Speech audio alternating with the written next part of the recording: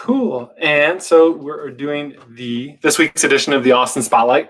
I'm here on Facebook with Earnie Williams, a former University of Texas women's basketball standout and player internationally. But I will basically kind of open the floor to let her introduce herself and tell her story a little bit.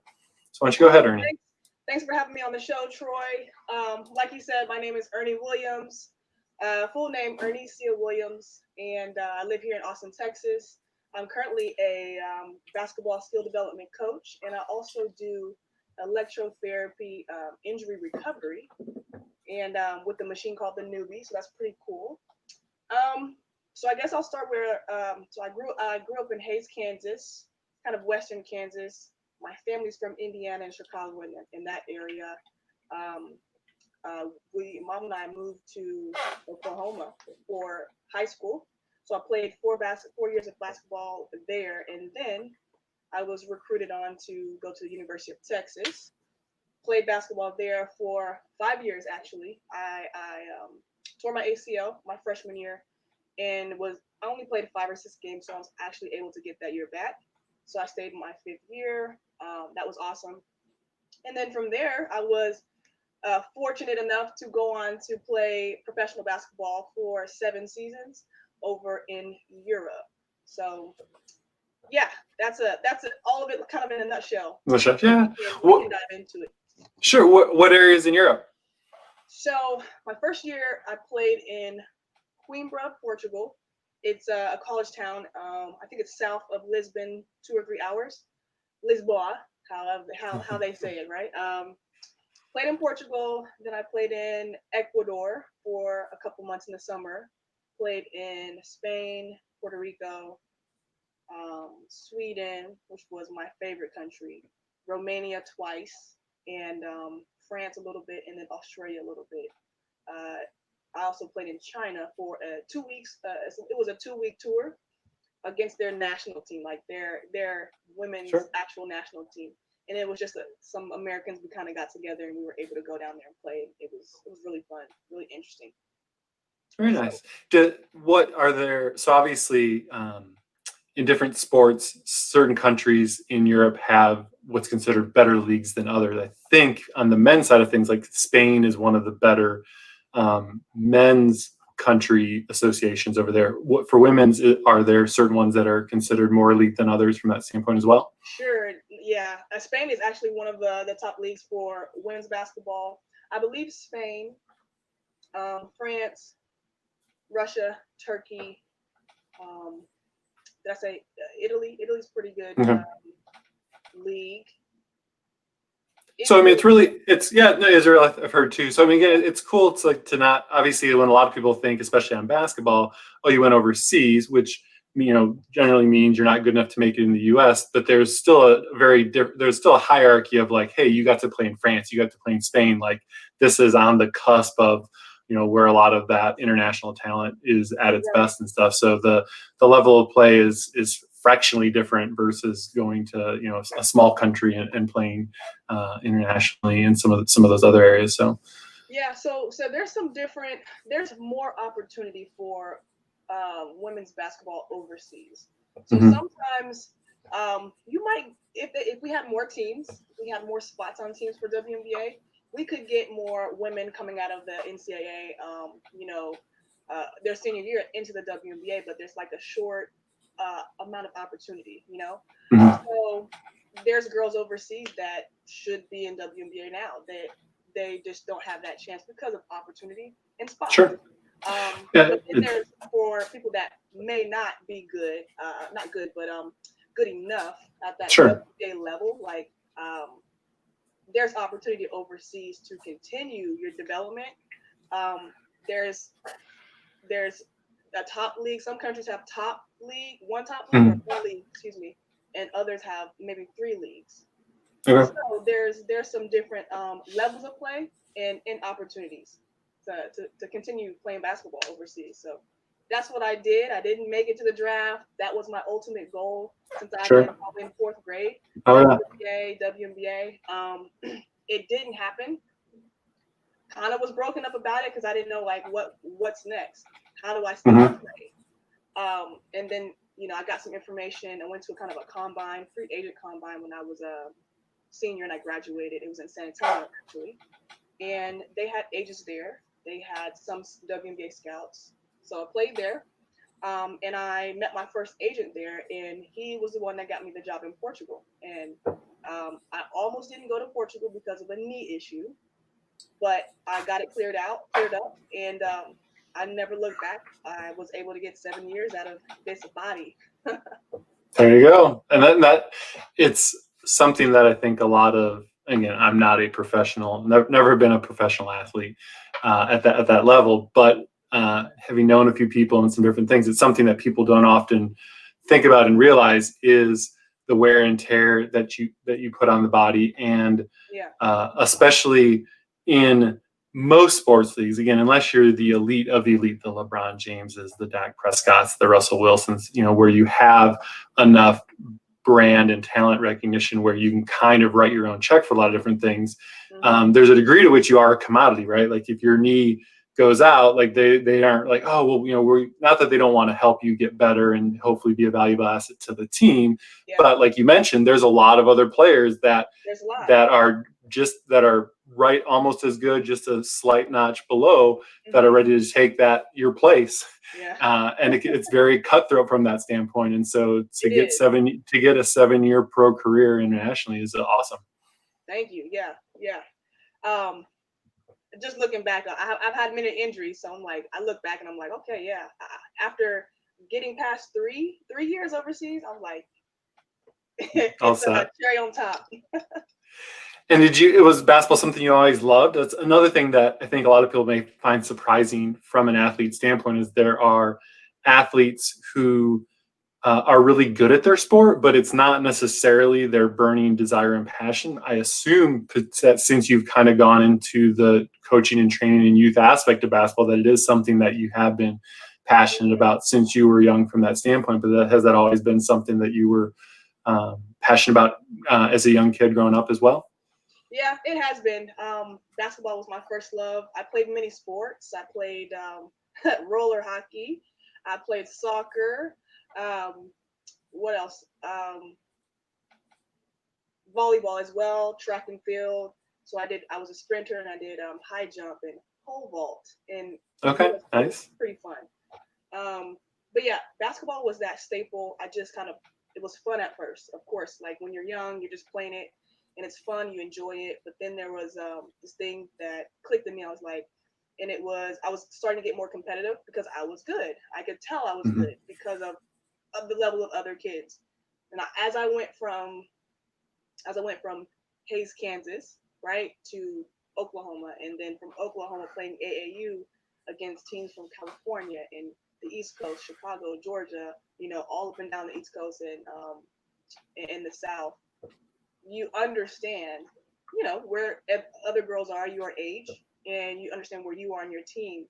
And I just kind of never looked back. I've always loved basketball, and I always wanted to be the best that I could be, whether it was scholarship or whether it was pro and whatever league. Don't know. When I was young, I didn't know the league I was playing. Sure. Or the ABL. When you're young, you're just dribbling in the driveway and you're hitting the last second shots and making the free throws. Yeah, it's all the love of the game kind of thing from that standpoint. Yeah. How is it as far as the adjustment jumping up in different levels, right? So going from an elite high school player and playing AAU ball, and obviously nowadays with the AAU circuits and stuff, you probably get a much better sense of the level of elite players from around the country, so that when you go to college, it's not as big of a shock that way. But how is it, going from that high school level to college and the adjustment with that for you? For me, let me see. I don't think it was hard. It's a challenge. It was a challenge because I'm trying to see how I can explain it. Not to be like, oh, I was that good, because I was good, but it was the level of work you have to put in and the level of IQ. So for me, the physical work was okay, and that was fine. I understand how to take instruction, and I wanted instruction. So sure, that's the difference. and that's a big thing too, right? There's a lot of players when you're the best. Yeah, Mm-hmm. there's a lot of people when you're the best player in your high school. You're, Yeah. you know, a coach may not necessarily push you very hard or have to because you're succeeding, to where again now you're at an elite university and there's 12 other Earnie Williams that are, you know, also very good. We're the best at their high school, and so it's not that you physically can't compete or know that you're talented enough, but sometimes again the coach getting on your heart or having to do a handful of little things that you could get away with in high school or at a lower level. Again, practice is going from an hour and a half to maybe 2 hours in high school to 2 hours plus in college, along with film, along with weights and all that kind of stuff. And so there's some people that have the talent but aren't able to make that transition, just in the work ethic and in the preparation needed in some cases. Exactly. So the talent was there. It was the volume of work. Understanding it was every day, like literally 3 hours every day, 3 to 4 hours every day. It was going to college. So now I have this schedule that I have to maintain. There's these rules, right? You just have to know. Freshman year is that year that you're figuring everything out. You're understanding, can I do this? Sophomore year is much better because you already know what the coaches expect from you, right? You already know that. Junior year should be fine. It's senior year is great. It's just the work ethic, and the volume that you have to do day in and day out to continue to have your playing time, to continue to be a integral part of the team, and to continue your process and your growth. It's more of a mental game for me. I tell this to my kids all the time. It's like, I had a good amount of athleticism. I was never the best shooter. I was never the fastest, right? I was never the smartest, but I outworked people. I understood that girls that had all of the talent, it's very easy, very natural for them. They had a disadvantage because they just thought they were there already. They thought they made it. So when you have those that won't work as hard as they're supposed to, even if they have the talent, you can catch up to them little by little. You can steal their playing time by being consistent, by understanding and listening to what coach is yelling about every day. Coach is always yelling about freaking rebounds. Why don't I grab 4 more rebounds and see what happens? Maybe I start taking people's playing time. It's just a strategy. It's just like paying attention to what the coaches need and staying in your lane as far as your skill set and your values. But every summer, you can't be the same as you were last year. You have to add another tool to your toolbox. If that makes sense. So I just understood that stuff and I just chipped away at it. Picked up on nice. And so when you were playing overseas, so right, you're getting to the end of the 7-year run, was going back into the youth coaching and stuff something that you had thought you wanted to do, or what prompted you to kind of get into that and make that a career after playing professionally? So yeah, to answer your question, yes. While I was playing basketball overseas, every summer we have off, so we come home, and I would do training and camps and stay active when I was home. But I wasn't really kind of doing it on my own for my brand eHoops. I was just kind of helping out different camps and different coaches. Now, when I was getting closer to the end of my career because of injuries too, it was a passion for me to tell young boys and girls and young athletes what the life is about. If you want a scholarship, what's the work ethic look like? If you want to play overseas, what does that look like? And what should you know by, 8th grade, 9th grade, those things. And I just kind of, I don't know, I had a burning passion to help the youth out there like other coaches have helped me. I've had some really, really great coaches. I've been lucky to have great coaches, male and female. So I've had a mix. And I think that's important. It's important for women, female athletes to have female coaches, and vice versa, male coaches as well. A mix is great. Mm-hmm. So, when people ask me that question, should I think athletes should have a male coach or a female? It's both. And then a great coach is a great coach, right? Like, are they teaching what they need to be knowing? Doesn't matter. So yeah, I've always wanted to be a coach, but getting older, I've been retired for 4 years. I am understanding that's my gift. I naturally relate to kids. I relate to their parents because I listen. Because of my background, I understand what parents are going through and thinking about recruiting, and their kids not listening to them anymore on training. Mm-hmm. Well, they're getting to an age where you just need to be their fan, their number one fan. Sure. I went through that. My mom was my coach all the way up until I graduated for school ball. But when it came to AAU, I was like, yes, mom is mom. She's not my coach, Yeah. And I don't think some parents don't realize that, but it's just my mom and I had a conversation, and I think it was junior year. Instead of like talking about what happened at practice the rest of the night, the rest of the week, like I know what I did, right? I know what I did wrong. So yeah. The coaches are telling me they're letting me know what I needed to work on. They're telling me I saw the turnover happen. So we had a conversation junior year, I think, in high school, and from there on, it was smooth sailing. So it wasn't this battle between mom and coach. It was coach when she was coaching, and then she was mom at home, which was great. And I think athletes and parents just need to have that conversation. And it might be tough for parents that are kind of want to be hands-on, because I know they want the best for their athlete. But when they are being coached by me or another coach for that hour, don't say anything. Just let them be with their coach. It's very hard. It's very hard. Sure. Yeah.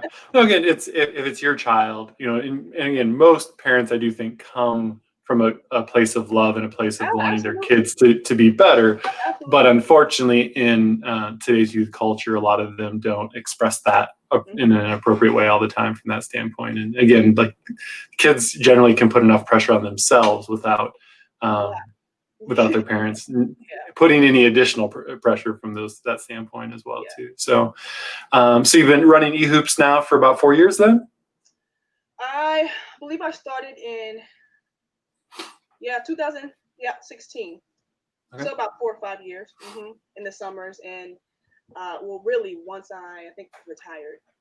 Sure. But I have been kind of going back and forth. It was kind of like a hobby, and it wasn't actually a business, which is fine. But now I'm in the mindset of this is what I'm going to do. So I have to chase it as if I'm a professional. Sure. And really get down to the nitty gritty and figure out how do I get out of player mode? How do I get into a coach mode? Put those things together, because it's very different. When you are a high level athlete, there are certain things that sometimes you don't know how to explain them. And you've got to figure out different ways to explain them to certain ages.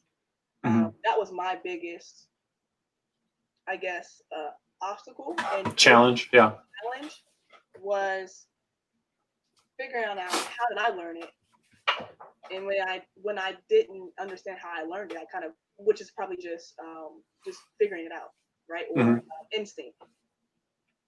Instincts don't come to a lot of players. Like if, for example, if you use a screener role, you can ask a player, you can make them use it, and then if they make a good decision, you can ask them. Even in high school, you can ask them, like, why they make that decision. Sure.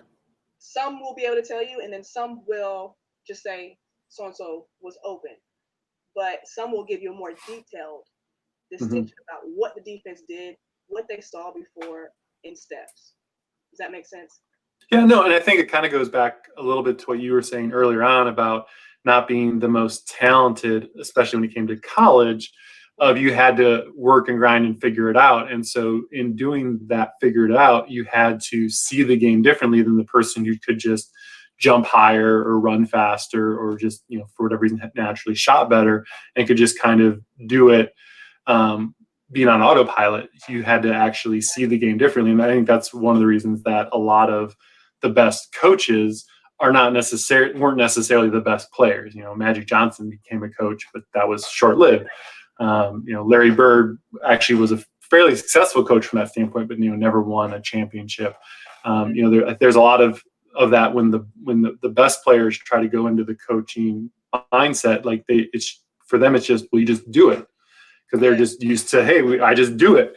versus, having to actually understand all the building blocks about why you do it and be able to relate that to someone else who doesn't see the game the same way that an elite player where it's just all natural sees the game. Yeah. And that's where it becomes fun, because you have to be creative.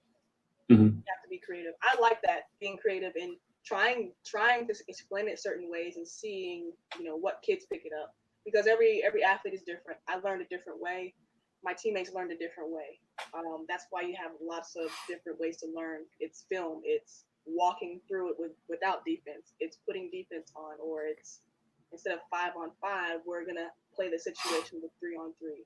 It's breaking it down. So I really enjoy that, and I still get to learn about the game, even though as a professional player, high level player. There's so much to it. There's so much to it, and you don't realize how much you didn't really know, honestly. When you're in your mind, you were telling your coach to shut up because you knew it all back in college, and now you're like, oh, I only know a small percentage, and I know way more than I did back then. Because when you play, you're looking through rose-colored lens, because I was a small forward. I wasn't a point guard, so I didn't see through a point guard's eyes. I wasn't a big center, so I didn't see through a big center's eyes. I was a specific position. So and kind of like a slasher, I guess. But yeah, it's very interesting, and I wish I would have fell in love with the stats and breaking down film when I was in college and pro. There's so much to film. It's gosh, when you're watching it, it's like, dang, because you know that as a player, but it's like when you see it and you can break it down to kids. I'm learning too. Again, it's kind of reiterating things I know, but it's like I have a light bulb, and I have like my heart goes like boom boom when I see the kids light bulb pop. Them finally get it. I've been telling you for 3 months. Is there a specific age range or age group that you kind of focus on or enjoy coaching and training the most from that standpoint, or? 7th grade, I would say 7th grade to 12th grade with skill development. But when it comes to camps and making them fun, I love the youngins. I love the 3rd grade to 6th grade. I don't know, I'm kind of weird. But I love both. Kids, the younger kids, we have fun, and I get to be a clown, and they just love it. And we get to throw some basketball in there. And for that age, it's helping them have fun, working on those skills, because they're not gonna really understand. Teach it, but they're not really gonna pick up IQ. It's a very basic stuff. Just it's fun. It's just love the game. Find out if they love the game. Introduce them to the game. Have fun with it. Have a positive connotation to basketball, so that when they get to up age, 6th grade and 5th grade, they're playing basketball. It's always been fun for them. Nice. And then do you do a lot of one-on-one coaching as well too, or small groups, or what's kind of your focus with the older? Yeah, more so small group right now, and a little bit of one-on-one. Okay. Yeah, what I'm working on is more of a mentorship, like an online kind of Zoom environment where we talk more about basketball in a mental space. And because I see that a lot of athletes, we don't do that. And there has to be, that's where the growth really happens. It's watching the film, it's being able to break down an offensive play pass by pass to really understand where they are, and for them to understand the game. Because I found that a lot of kids, athletes, watch basketball. They watch it as a fan. Sure. So when you watch as a fan, it's fine. When you watch as a fan, it's the oohs and the ahs, right? And it's the excitement. But then when you watch as a student of the game, you still get those oohs and the ahs, but you see everything that led up to that dunk. You see everything that led up to that behind the back pass and the 3, buzzer beater 3, right? You see not the end result, but you see everything. You see the back screen. You see the cuts. Yeah. Shift. That's what I want kids to like really love. and understand how to do on their own. Very nice. So I got some of your information up here. Obviously, eHoops Performance is your website, so you can find out some more information on Earnie too.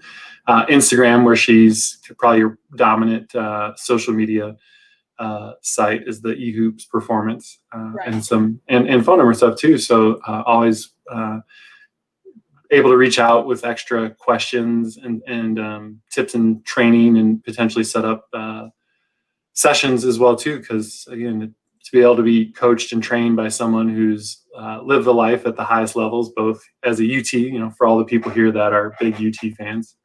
I'm from up north like you are, so I'm not, UT is not my first love necessarily there, but obviously they have a great program. And then, all the international stuff, because it's the professional level is as fun as the UT level is. The professional level is a different animal as well too, from that standpoint. Yes, absolutely.